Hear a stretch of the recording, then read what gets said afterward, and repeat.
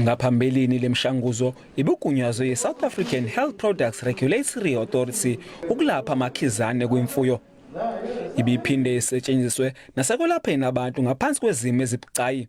Ukuqubuka kwekhalazo kodokotela nososayensi ezweni jikelele ukuthi ukugunyaza i-ivermectin ekulapheni i-COVID-19 kuholele esimemezelweni esivela ohlakeni olugunyaza imishanguzo emasontweni amabili edlule ukuthi lemshanguzo isingasetshenziswa ngesihawu kodwa emuva kokugunyaza kwesicelo esishicilelwa phansi komgomo ka-Section 21.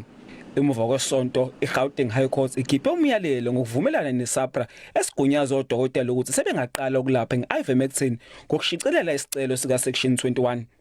It's justifiable for use, for compassionate use. The numerous peer-reviewed and other studies that confirm positive effects, and this positive trend continues. Kodwa ososayensi bathi ivermectin ayingathathwa njengekhambi eligila emlingo. People set a higher bar for ivermectin than other therapies, and this was something I was seeing with face masks. Hand washing with minimal evidence became the centerpiece of the COVID-19 response.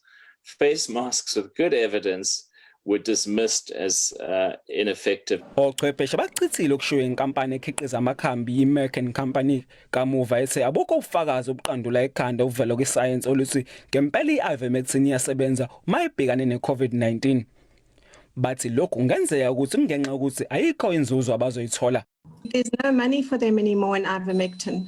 They can't make any out of patent, so it can be created by any pharmaceutical company across the globe. So there's absolutely no interest for them to do that. Bongani Gema, indaba ze SABC eThekwini.